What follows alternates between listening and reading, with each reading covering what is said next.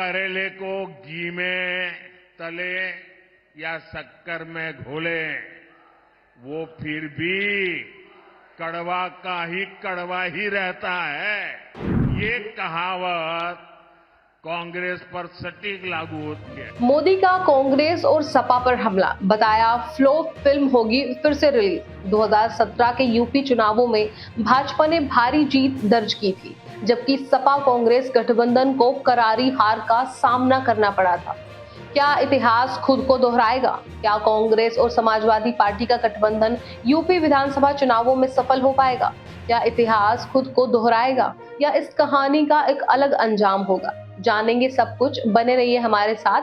नमस्कार, आप देख रहे हैं न्यूज और मैं हूं आपके साथ तनु शर्मा।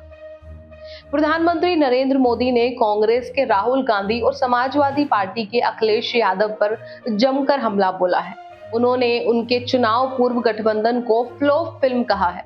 2017 के चुनावों में भाजपा ने यूपी में 312 विधानसभा सीटें जीती, जिसमें सपा को 188 सीटों का नुकसान हुआ, जबकि कांग्रेस को 40 सीटों का नुकसान हुआ। ऐसे में यदि गठबंधन विफल रहता है तो सपा और कांग्रेस की यूपी में राजनीतिक स्थिति में गिरावट आ सकती है। दूसरी ओर भाजपा की जीत राज्य में उसके शासन को और मजबूत करेगी। लेकिन बिहार में महागठबंधन की सफलता ने साबित किया है कि क्षेत्रीय दल एक साथ आकर भाजपा को हरा सकते हैं।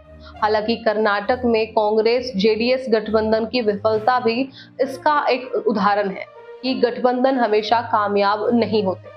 आपको बता दें कि प्रधानमंत्री नरेंद्र मोदी द्वारा इसे फ्लॉप फिल्म करार दिए जाने के बावजूद कांग्रेस समाजवादी पार्टी गठबंधन यूपी विधानसभा चुनावों का एक महत्वपूर्ण कारक होगा, क्योंकि कांग्रेस का यूपी में मजबूत संगठन है, खासकर मुस्लिम और दलित मतदाताओं के बीच, और इसी तरह समाजवादी पार्टी का राज्य में एक बड़ा वोट बैंक है, खासकर यादव और मुस्लिम मतदाताओं के बीच।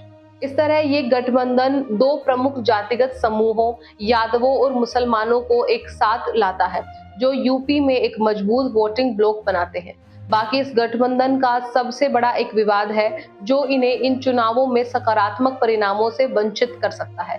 जैसे सपा और कांग्रेस की अलग अलग विचारधाराएं हैं जो गठबंधन के भीतर तनाव पैदा कर सकती है। वहीं दोनों दलों के नेताओं के बीच अहंकार की झड़प भी संभावित समस्या हो सकती है।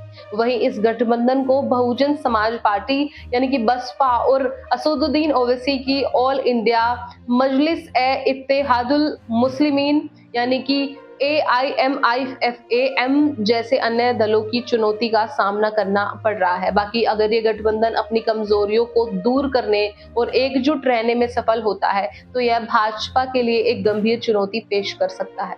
हालांकि यदि गठबंधन विफल हो जाता है तो इससे सपा और कांग्रेस दोनों की यूपी में राजनीतिक स्थिति में गिरावट आ सकती है। फिलहाल इस रिपोर्ट में बस इतना ही। इस मुद्दे से जुड़े कोई भी सवाल या अपने विचार आप हमें हमारे कमेंट में लिख सकते हैं।